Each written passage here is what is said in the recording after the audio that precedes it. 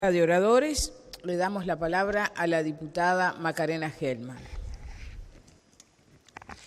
Gracias, señora presidenta.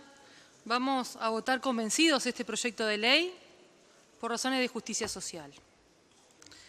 Este proyecto de ley que crea una prestación pecuniaria de asistencia al servicio de retiros y pensiones de las Fuerzas Armadas, mejor conocido públicamente como el impuesto a los militares. Consideramos, señora presidenta, que es una medida razonable en el marco del conjunto de medidas de consolidación fiscal que presentó el Ministerio de Economía y Finanzas en la rendición de cuentas que se discutió y aprobó el año pasado. Es importante destacar esto, que fue presentado en el marco de un conjunto de medidas y no aisladamente, aunque lo estemos tratando en esta oportunidad separado de ese otro conjunto de medidas. Por lo cual, es importante verlo en ese marco y allí estaba claramente explicada la necesidad del mismo. Es importante analizarlo en este contexto y no como iniciativa aislada, siendo esta una medida necesaria en el corto plazo. Asimismo, es fundamental tener en cuenta la situación financiera del Servicio de Retiros y Pensiones de las Fuerzas Armadas, que muchas veces, porque es más conocido de esta manera, se lo menciona como caja militar. Eso no significa que no entendamos la diferencia. Esta es la principal motivación de esta iniciativa y brevemente quiero hacer referencia a la necesidad de llevar adelante una reforma que tenga impacto real sobre esta situación en el menor plazo posible. Eso ya sería una medida a mediano o largo plazo. A este respecto podemos decir brevemente que en 2017 el Gobierno debió hacer una transferencia de unos 550 millones a los efectos de atender el déficit del Servicio de Retiros y Pensiones de las Fuerzas Armadas, y que en los últimos 10 años esta cifra se fue incrementando sostenidamente, pudiendo afirmar que hoy en día la transferencia es el doble de lo que era hace 10 años y alcanza 1% del Producto Interno Bruto.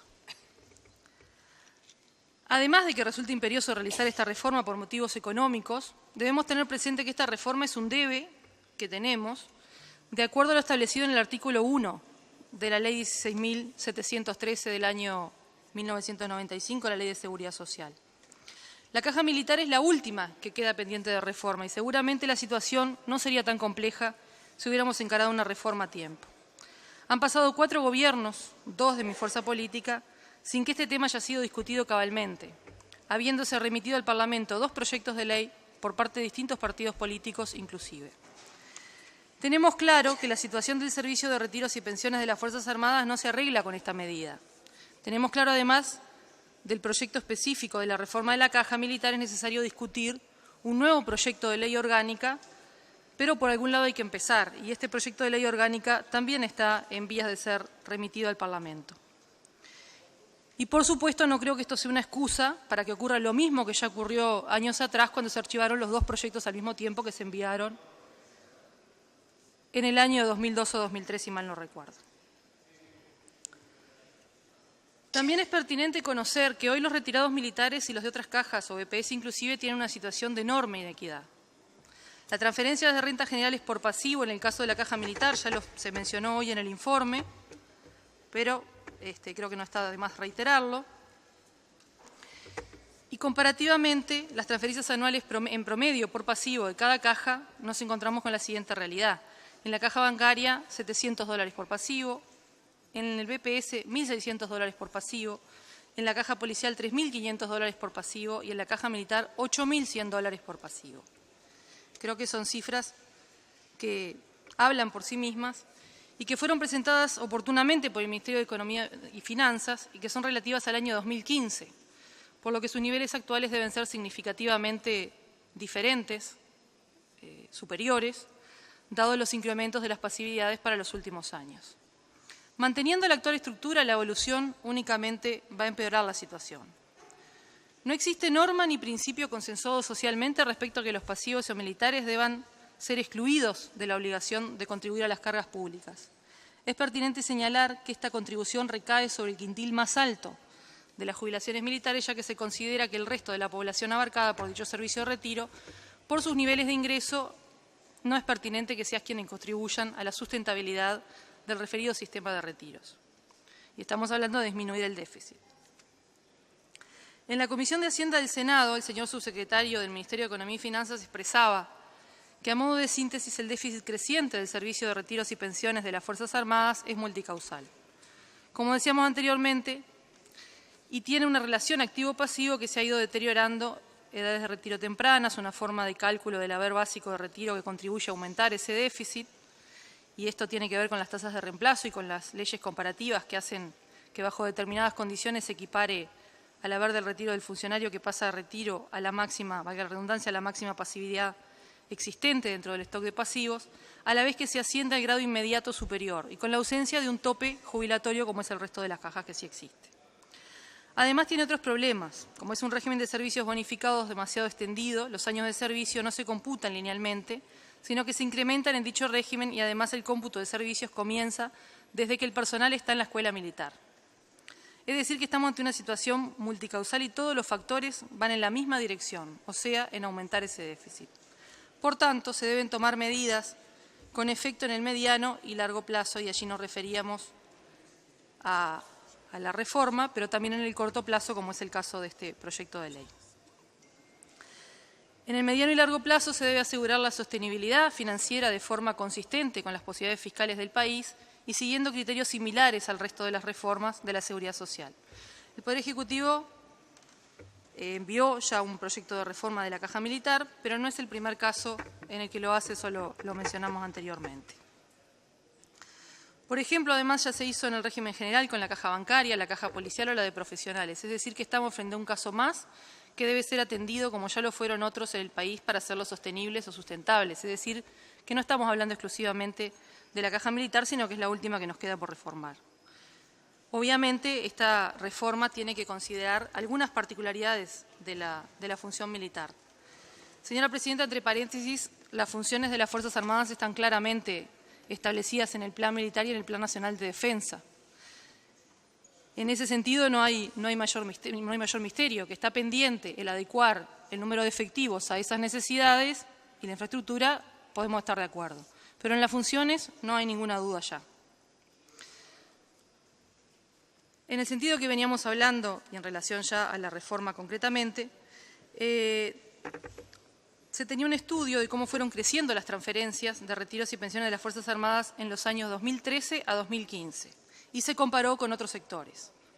Por ejemplo, si comparamos el incremento real del gasto presupuestal entre 2013 y 2015 de la ANEP, la UDELAR, el Ministerio de Vivienda, Ordenamiento Territorial y Medio Ambiente, el Poder Judicial, ACE y las transferencias al retiro de pensiones, de retiros y pensiones de las Fuerzas Armadas, vemos que en términos reales, en esos años, la asistencia creció en un 2,8% para la ANEP, en un 5,3% para la UDELAR, un 6,3% para el Ministerio de Vivienda, un 6,6% para el Poder Judicial, un 8% para ACE y un 11,4% para el Servicio de Retiros y Pensiones de las Fuerzas Armadas. Es un incremento que cuadriplica el de la ANEP y duplica al del UDELAR o el Ministerio de Vivienda. En términos relativos, este es el esfuerzo que la sociedad ha tenido que hacer en estos últimos años por la evolución del déficit del Servicio de Retiros y Pensiones de las Fuerzas Armadas. Ahora bien, retomando el proyecto que estamos discutiendo, nos vemos en la necesidad de dejar claro que se respetan los principios básicos tributarios vigentes desde el año 2007 respecto a no gravar a todos los pasivos militares por igual, atendiendo a su capacidad contributiva, y por esta razón hay escalas definidas por tramos de ingresos, con tasas progresivas y se fija un monto mínimo no gravado. A su vez se reflejan los cambios tributarios aprobados en la rendición de cuentas en lo que tiene que ver con el IRPF o lo presentado en el caso del IAS. O sea, se graban los ingresos a partir de 15 BPC, hoy aproximadamente 57.720, o precisamente esa cifra, el mismo nivel que se utilizó para modificar las tasas del IRPF o el IAS. Todo esto apunta a focalizar claramente en la recaudación de los ingresos más altos, en aquellos pasivos militares de ingresos más altos, y decía también el subsecretario en la misma comparecencia. Como se planteó por parte del Poder Ejecutivo, lo que se pretende es reducir en un 10% la transferencia que se realiza anualmente al Servicio de Retiros y Pensiones de las Fuerzas Armadas, mediante una prestación a cargo de retirados y pensionistas cubiertos por este servicio, que a su vez se pretende que sea similar o análoga a la situación existente con la prestación pecuniaria para los retirados de la caja bancaria. Como comentario al pie he dado algunas apreciaciones y seguramente esto podremos ir viéndolo después. Quiero decir que en marzo de 2014, de manera unánime, la Suprema Corte de Justicia, eso ya fue mencionado por más de un compañero, ha tenido expresiones en este sentido y entendemos que es el organismo competente para declarar la inconstitucionalidad, no así este Parlamento, si bien se ha admitido que esto es materia opinable y, por supuesto, la opinión de las cátedras está considerada en este sentido, no coincide, por lo menos, con lo que ha expresado la Suprema Corte de Justicia en sus sentencias. Pero, en todo caso, la Suprema Corte se pronunciará oportunamente si esto fuera puesto a su consideración por la vía legal que está ya prevista. Otro aspecto importante que tiene que ver con el diseño del impuesto es que el Montepío que deben pagar los militares se toma como pago a cuenta en la prestación que se está planteando.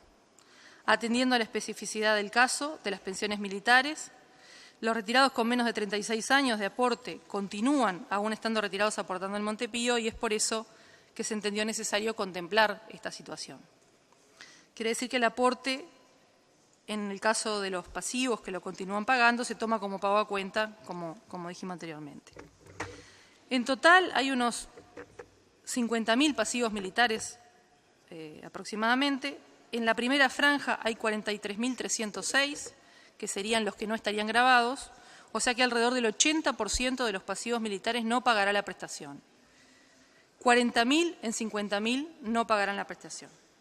Por otro lado, el 66% de la recaudación recae sobre quienes tienen pasividades mayores a 100.000 pesos mensuales, y esto incluye a todos.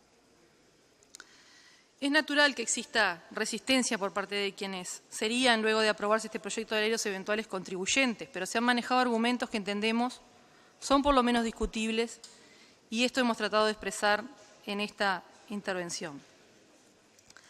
Entendemos que si bien esta prestación que se propone crear disminuye el monto percibido por concepto de retiro o pensión, el retirado pensionista de las Fuerzas Armadas está sujeto, al igual que todos los habitantes de la República, a contribuir a la financiación de los gastos públicos de acuerdo a su capacidad contributiva. Siendo sincera, nosotros hubiéramos querido inclusive que el impuesto se aplicara mientras dura el periodo de transición, por lo menos, que se establezca en la reforma. Naturalmente, al ser tratados por separado y al no haber condiciones para ello, estamos acompañando la propuesta que se hace de plazo en este proyecto de ley.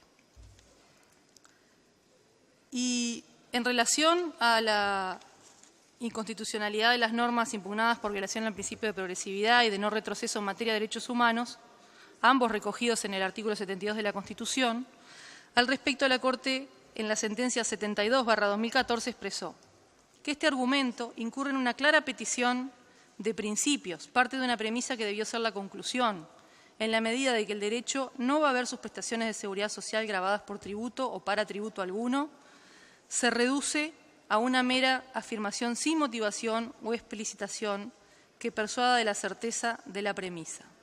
Se afirma inicialmente lo que se debe demostrar, como se señaló precedentemente en esta sentencia, no existe norma ni principio que confiera a los pasivos el privilegio de ser excluidos de la obligación de contribuir a las cargas públicas o el derecho a la intangibilidad de su ingreso de pasividad. Iguales consideraciones a las que anteceden corresponde realizar respecto al agravio derivado del carácter ilimitable del derecho del jubilado o pensionista a no ver gravada por vía tributaria o paratributaria su prestación de seguridad social. Se han invocado además pactos internacionales. Yo celebro que sean invocados y tengo la expectativa de que estos sean considerados igualmente importantes en todos los casos que tratamos sobre pactos internacionales. Señora Presidenta, el interés general radica en la contribución solidaria de todos los ciudadanos sin privilegios de clase alguna y en la medida de su capacidad contributiva al mantenimiento de la actividad estatal que en nuestro país y con este Gobierno está exclusivamente orientada a construir el bienestar colectivo que nuestro pueblo se merece. Muchas gracias.